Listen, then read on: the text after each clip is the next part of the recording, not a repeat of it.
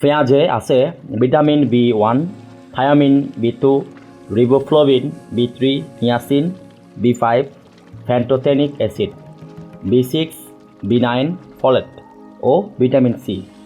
পেঁয়াজ শরীরে শক্তি যোগায়। বিভিন্ন ভিটামিনের গুণ দিয়ে দেহকে সাবলীল রাখতে কাজ করে। হার্টের কার্যক্ষমতা ও কার্ডিওভাস্কুলার ফাংশন ঠিকঠাক রাখতে সাহায্য করে। পেঁয়াজ ভিটামিন সি এর চমৎকার উৎস। এই ভিটামিন রোগ প্রতিরোধ ক্ষমতা বাড়ায় এবং রক্তনালী ও শরীরের অন্যান্য অংশ গঠনে সাহায্য করে। এটি একটি অ্যান্টিঅক্সিডেন্ট যা ফ্রি রেডিক্যালের বিরুদ্ধে লড়াই করে। বিশেষজ্ঞরা প্রতিদিন 90 মিলিগ্রাম ভিটামিন সি খাওয়ার পরামর্শ দেন। একটি গড় আকারে পেঁয়াজ দৈনন্দিন ভিটামিন সি চাহিদার 9 থেকে 18% পর্যন্ত পূরণ করতে পারে। পেঁয়াজে থাকা অ্যান্টিঅক্সিডেন্ট ক্যান্সারের মতো রোগের ঝুঁকি কমায়।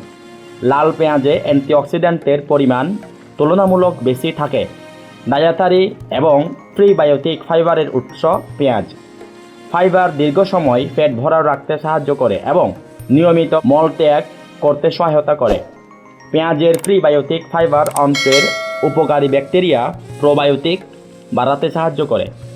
পেঁয়াজে রয়েছে কোয়ারসেটিন যা একটি ফ্লাভোনয়েড বা অ্যান্টিঅক্সিডেন্ট উপাদানটির প্রদাহ বিরোধী বৈশিষ্ট্য রয়েছে।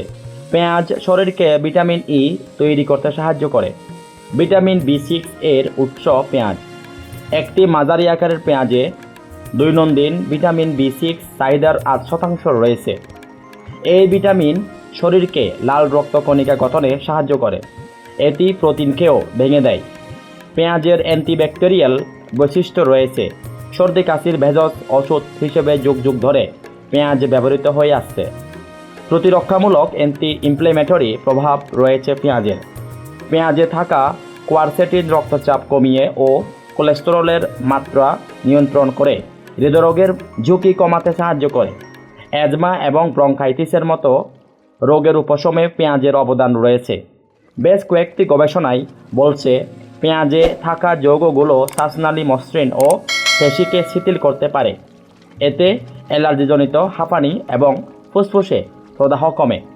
খাদ্য তালিকায় পেঁয়াজ রাখলে শর্করার মাত্রা নিয়ন্ত্রণ করা সহজ হয় বলে কিছু গবেষণা মত দিয়েছে। টাইপ 1 এবং টাইপ 2 ডায়াবেটিস রোগীদের উপর করা একটি গবেষণায় দেখা গেছে 100 গ্রাম কাঁচা লাল পেঁয়াজ খেলে 4 ঘন্টা পর রক্তে শর্করার মাত্রা উল্লেখযোগ্যভাবে কমে যায়।